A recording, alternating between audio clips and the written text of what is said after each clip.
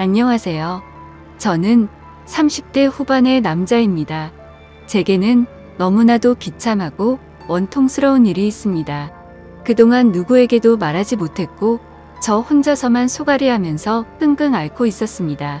하지만 많은 분들이 보고 계신 이곳에 제 고민을 말씀드리면 조금이나마 제 마음을 털어낼 수 있지 않을까, 혹은 조언을 얻을 수 있지 않을까 하는 마음으로 사연을 보내게 됐습니다. 지금부터 제 인생 모조리 박살나게 만든 이야기 털어놓을게요. 제 부모님은 젊은 나이에 저를 낳으셨습니다. 어머니가 20살이셨고 아버지가 21살 때 저를 낳으셨다고 하더군요. 원래는 그때 당시 밤낮으로 바쁘게 장사를 하고 있던 시기여서 저를 의도적으로 낳으려고 했던 건 아니었다고 합니다. 그렇게 계획도 없이 갑작스럽게 저를 임신하셨고 저를 낳게 되었습니다. 저는 바쁜 부모님을 대신해 어릴 때부터 성인이 될 때까지 할머니 손에서 자랐습니다. 그래서 저는 부모님보다는 사실 할머니를 부모님처럼 모시며 커왔었고, 제게는 누구보다도 부모님 두 분의 사랑이 애틋했습니다. 그나마 어머니는 최대한 시간을 내서 저와 놀아주셨지만 무뚝뚝한 아버지와는 일반적인 가정에 비하면 조금은 더 어색한 사이였죠. 게다가 부모님과 제 나이 차가 많이 나지 않다 보니 학창 시절에 어딜 가서 제 나이 듣고 부모님 나이 들으면 다들 놀라워하시곤 했습니다. 그땐 몰랐습니다. 젊은 부모님을 가지고 있다는 게 이런 비극의 시초가 될 줄은 꿈에도 생각하지 못했습니다. 아무쪼록 저는 고등학교를 졸업하자마자 우연치 않게 아는 분의 소개로 배시를 시작하게 됐습니다. 제 직업의 특성상 한번 배를 타고 바다를 나가면 짧게는 3개월 정도 걸렸고 길게는 반년 이상 바다에 나가고는 했습니다. 그리고 육지로 들어와봤자 보통 짧게는 2주 안팎으로 머물렀고 길게 있어봤자 2달 정도만 쉬다가 다시 바다로 나갔습니다. 이러한 부분들이 조금은 힘들 때도 있었지만 사람은 익숙함이 무섭다더니 계속해서 하다 보니 힘든 것도 잘 모르겠더라고요.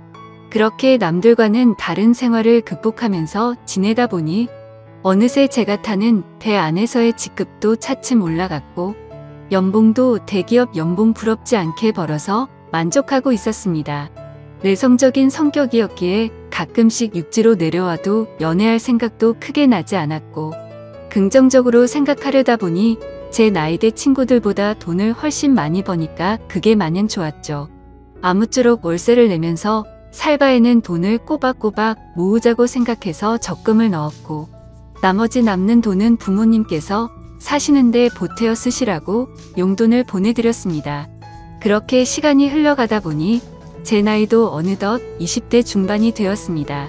처음에는 일도 힘들고 생활에 익숙하지 않았던 터라 여자 생각은 전혀 나지 않았는데 일은 눈 감고도 할 정도로 익숙해져 갔고 모아놓은 돈만 많이 쌓여가다 보니 그때부터는 많이 외로워지더라고요. 그래서 저는 친구를 통해 소개팅 좀 시켜달라고 하게 됐습니다. 그렇게 육지로 들어올 때마다 소개팅을 받았죠. 근데 항상 문제가 되는 건 다름 아닌 제 직업이었습니다. 항상 데이트를 즐겁게 하다가도 제가 일하는 방식을 들으면 하나같이 여자들은 기겁을 하더라고요. 이해가 되지 않는 바는 절대 아니죠.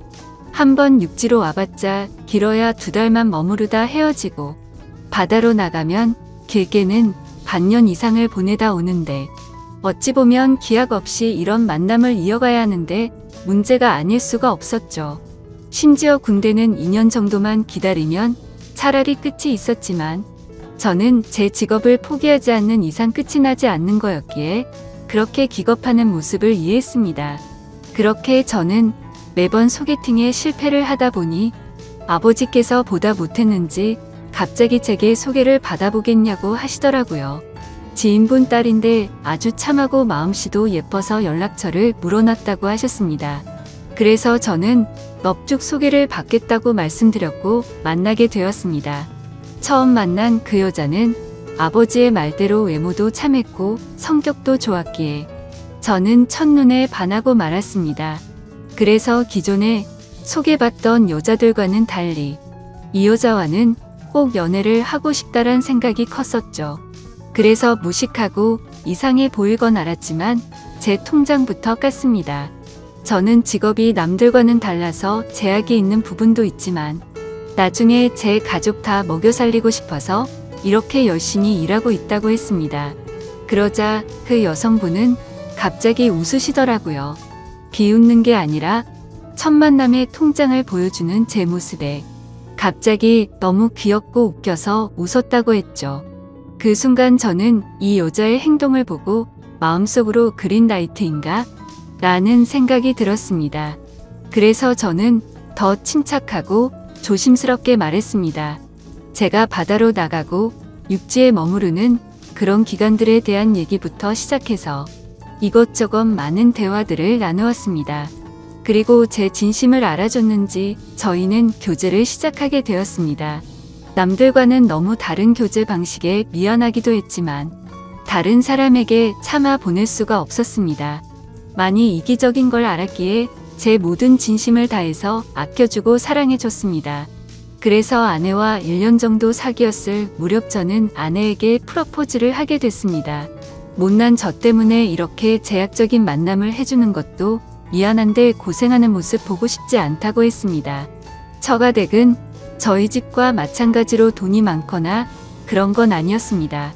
평범하게 직장 생활을 하고 계신 장인어른과 가정주부로 살아오신 장모님이셨죠. 그리고 제 아내는 공부에는 별 관심이 없었지만 지방 대학을 나와서 중소기업에서 격리로 일을 하고 있었습니다. 근데 회사에서 집까지 왕복 2시간이 넘게 걸리는 거리라 늘 마음이 쓰였습니다. 그래서 저는 그런 아내를 더 편하게 해주고 싶은 마음과 평생을 함께 하고 싶은 마음에 결혼하자고 하게 되었던 거죠. 하지만 예상대로 아내는 쉽사리 수락을 하지 않았습니다. 제가 싫지 않고 만나서 함께 있으면 너무 행복하고 좋은데 바다로 한번 나가면 너무 오랫동안 못 보는 게 어느 정도 걸린다고 하더라고요. 근데 평생 그럴 걸 생각을 하니 생각할 시간이 필요할 것 같다고 했습니다. 그래서 저는 지금처럼 연애를 하면 내가 육지로 나와서도 우리는 약속 시간을 정해서 서로 만나고 또다시 집으로 헤어지고 하는 거 시간이 아깝지 않냐고 했습니다. 함께 같이 살면서 조금이라도 더 오랫동안 계속 붙어 있는 게 좋지 않겠냐고 말했죠. 그리고 제 진심을 담아서 말했습니다. 출퇴근하느라 고생하는 것도 그만했으면 좋겠고 하루라도 빨리 우리를 닮은 아기를 낳아서 더 행복한 가정 만들고 싶다고요. 그러자 아내는 고민 끝에 결국 제 프로포즈를 수락해줬습니다. 그렇게 저희는 서둘러서 양가 어른분들을 모시고 상견례를 마쳤고 다음에 육지로 돌아왔을 때 결혼하기로 날짜까지 정하게 됐죠. 참으로 미안했습니다. 제가 신혼준비를 도와주지 못해서 아내는 제 어머니와 같이 대부분의 결혼식 준비를 함께하게 되었고 그러는 과정에서 친엄마 친딸처럼 친해졌더라고요. 그래서 저는 아내와 상의 끝에 저희 부모님을 모시고 함께 지내기로 했습니다. 아무래도 제가 자리를 비운 사이 혼자 쓸쓸히 지낼 아내를 생각하니 마음이 쓰이더라고요. 그렇게 저희는 결혼식을 하게 되었고 참 감사하게도 저희는 허니문 베이비가 생기게 되었죠. 저는 바다에 나가 있었고 아내의 임신 소식을 듣자마자 너무 신이 나서 같이 일하는 동료들에게 실컷 자랑을 했고 참 많이 행복했습니다. 저는 기대에 부풀어 행복한 가정을 꿈꾸며 열심히 돈 벌자라는 마음으로 즐겁게 뱃생활을 했습니다. 그렇게 시간은 흘렀고 제 아내는 세상 누구보다 예쁜 딸아이를 출산하게 됐죠. 정말 어릴 적부터 꿈꾸던 가정을 만들고 있는 것 같아서 눈물나게 행복했고 제 인생에 아내와 딸만 있으면 그 어떤 일도 다 할 수 있겠다고 생각했습니다. 그리고 앞으로 아이가 생겼는데 분가를 하는 게 좋을지 물었습니다. 아내는 제 말처럼 혼자 지냈으면 무섭고 외로웠을 것 같다며 부모님과 지내는 게 지금은 생각보다 좋다고 만족해 하더라고요. 저희 부모님도 아내가 참 예쁘고 일도 잘해서 너무 사랑스럽다고 칭찬 일색이셨고 같이 지내면서 손주도 보면 좋을 것 같다고 하셨습니다.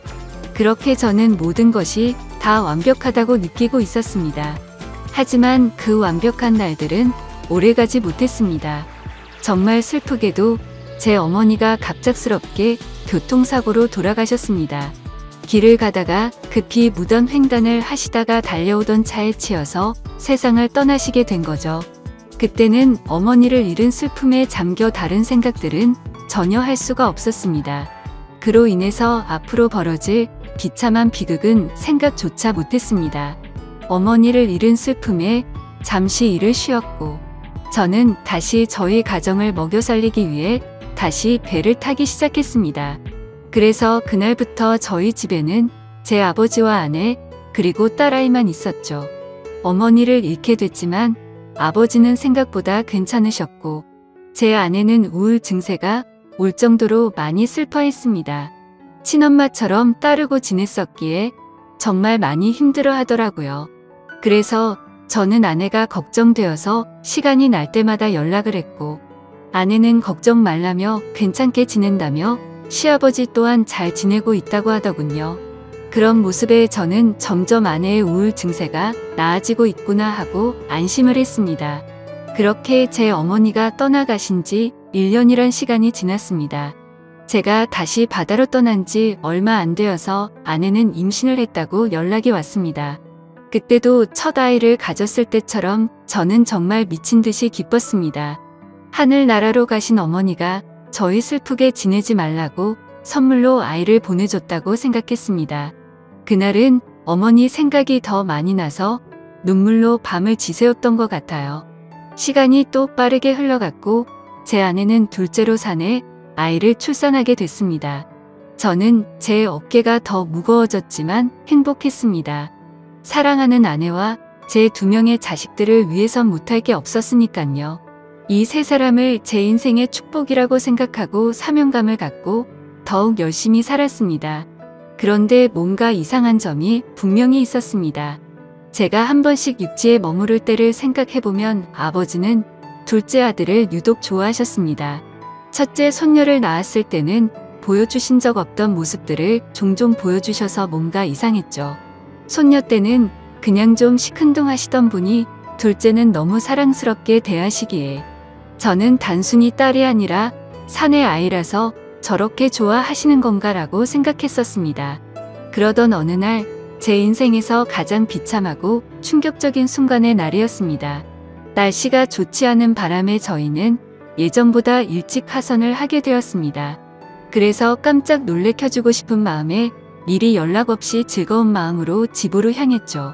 그때 시간은 한창 아이들이 유치원에 가 있을 시간이었습니다. 저는 저를 보고 반가워할 아내를 상상하며 현관문 비밀번호를 누르고 들어갔습니다.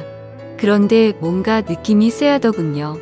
문을 열자마자 아내가 반가워하면서 뛰쳐나올 거라 생각했는데 아무 말도 없이 안방에서 조용한 인기척만 들리더군요. 설마 아내가 딴 남자와 불륜짓을 하는 건가라는 생각에 극도로 심장이 쿵쾅거렸습니다. 불길한 예감을 안고 그대로 신발도 벗지 않고 달려 들어가서 안방 문을 벌컥 열었습니다. 아니다 다를까. 불길한 제 예감은 적중했고 제 예상대로 아내는 바람을 피우고 있었습니다. 근데 더 충격적인 건 진짜 상상조차 못한 현장을 목격했기 때문이죠. 저는 아내가 바람을 피워서 다른 남자를 집안에 끌어들였구나 생각만 했지. 제 아내와 함께 있었던 상대가 제 아버지일 거라고는 감히 상상조차 하지 못했습니다. 안방문을 여니 아버지와 아내는 다급하게 옷을 입고 있었고 저와 눈이 마주쳤는데 저는 정말 어떤 심정이 들었을까요? 너무 충격을 받은 저는 그 자리에서 주저앉았습니다. 생전 처음 알았습니다. 사람이 얼마나 충격을 받으면 주저앉는지를 말이죠. 멍하니 넋 없이 아무 말도 못하고 있었습니다. 조금 뒤에 아버지라는 가면을 쓴 그 인간은 아무 말도 안 하고 도망치듯이 집 밖으로 나가버리더군요. 그리고 제 아내는 옆으로 다가와서 미안하다며 한 번만 용서해달라고 빌고 있는데 그때 기분은 너무 불쾌해서 목소리조차 듣기가 싫더라고요. 제 옆에서 울면서 아내는 제게 말했습니다. 시어머니가 돌아가시고 너무 우울해서 매일같이 너무 슬펐다고. 근데 제가 옆에 없으니까 병원까지 다닐 정도로 심해졌답니다. 그렇게 외로움이 극에 달했을 때 아내는 시아버지와 매일같이 술을 마시게 됐고 어느덧 술 기운에 자신도 모르게 실수를 하게 되었고 그 이후로는 누가 먼저라고 할 것도 없이 자연스럽게 이런 관계가 됐다고 했습니다. 당연히 이런 말도 안 되는 상황이 잘못된 건 알고 있었고 잘못된 상황을 바로 고쳐보려고 노력을 해봤었답니다. 하지만 아무리 노력해봐도 이미 엎질러진 물은 수습이 되지 않았다네요. 그래서 아내에게 언제부터 이런 짓거리를 했냐고 물었습니다. 시어머니 돌아가시고 6개월 정도 지나서부터였다고 하더군요. 정말 피가 거꾸로 솟는 듯한 기분이 들었고 그 말을 듣자마자 순간적으로 불안한 생각이 스쳐 지나갔습니다. 왜냐하면 아버지가 둘째 아들만을 유독 특별하게 아끼던 모습들이 떠올랐기 때문이죠. 저는 앞뒤 가릴 거 없이 직설적으로 물었습니다. 둘째 아들이 내 아이 맞냐고 하니까 아내는 아무 말도 없이 고개를 숙이고 있더라고요. 제가 빨리 대답하라고 소리 지르니까 아내는 미안하다며 울기만 하더라고요. 니네가 짐승이지 진정 사람이냐며 있는 힘껏 소리를 질렀습니다. 현관문이 열려 있어서 동네 사람들이 수군대면서 쳐다보고 지나가는데 그딴 건 전혀 눈에 들어오지도 않더군요. 저는 그 자리에 더 있다가는 정말 크게 사고를 칠 것 같아서 일단 집 밖으로 뛰쳐나갔습니다. 어떻게 이런 일이 실제로 일어날 수가 있나 생각했고 그 충격은 절대로 쉽게 헤어나올 수가 없더군요. 그래서 며칠 동안 정신을 잃어서 쓰러질 때까지 술을 마시고 모든 연락을 끊고 있었습니다. 그 힘든 와중에도 어떻게 해야 하나 현실적인 생각들을 하게 되더라고요. 이혼을 한다고 하더라도 제가 현실적으로 아이를 혼자 키울 수도 없는 상태였고 그렇다고 배운 게 이것밖인데 지금 하고 있는 직장을 그만둘 수도 없지 않나 생각했습니다. 게다가 제 아내가 몰래 만나던 남자가 무려 제 친아버지입니다. 사실 지금도 아버지라고 적지만 그런 관계라는 게 역겨울 뿐입니다. 아무튼 아버지라는 그 인간은 그날 집 밖으로 나가고 주랭랑을 쳤는지 지금 이 글을 쓰는 순간까지 그날 이후로는 단 한 번도 보지 못했죠. 결국에 며칠 동안 정신없는 시간을 보내다가 역겨운 마음에 차마 돌아가기 싫었지만 현실적인 문제들을 안고 집으로 들어갔습니다. 저를 보자마자 아내는 순식간에 달려와서 제게 무릎을 꿇고 빌었습니다. 제발 한 번만 용서해달라며 시아버지와 그러한 사실들이 동네방네 밝혀지면 자신은 도저히 살아갈 자신이 없다고 하더군요. 2번 다시 이런 일 없을 테니까 용서해달라고 빌었고 현실적으로 제가 어떻게 할 방법이 없으니 일단 당장은 그냥 대충 알겠다고 말했습니다. 사실 그날 이후로 말도 잘 섞지 않았습니다. 말만 용서를 한다고 한 거지 어떻게 용서가 될까요? 아무튼 이제는 제 아들인지 알았던 그 아이는 아들인지 형제인지 알 수가 없는 말도 안 되는 개족보가 되었습니다. 하지만 아무리 괜찮은 척 해가면서 억지로 테이프질을 한다고 이게 메워질까요? 그날 이후 저는 심각할 정도로 의처증이 걸린 것 같았습니다. 하루라도 아내와 연락이 안 되면 극도로 불안해지고 초조해져서 미쳐버릴 것 같더라고요. 그때부터는 제 생활은 엉망진창이 되었고 일상이 파괴되다시피 했습니다. 배를 타고 나가서도 일도 손에 안 잡히고 그때 역겨운 상상들이 떠오르고 도저히 버틸 수가 없겠더라고요. 결국 끝내 저는 정신과까지 다니면서 약을 먹고 치료를 받았죠. 병명은 공황장애와 폐쇄공포증까지 겹쳐서 생겼다고 하더라고요. 그래서 저는 그날 이후 제가 애착심을 갖고 일하던 배실을 그만둘 수밖에 없었습니다. 그렇게 결국 배실을 그만두고 먹고는 살아야 했기에 관련 업종의 직업에 취직했고 예전과는 비교도 안 되는 부족한 월급을 받으면서 집으로 들어가 살게 되었습니다. 하지만 지금 생각해보면 제 스스로도 이상하다고 느낄 만큼이나 정신적인 압박감이 심했던 것 같습니다. 아내와는 하루가 멀다 하고 매일 같이 싸우기 바빴습니다. 그리고 제정신을 유지하는 게 싫어서 퇴근하면 항상 술을 취할 때까지 마셔댔죠. 그런 관계를 지속해오다 보니 결국 아내도 참고 참다가 결국 이혼을 하게 되었습니다.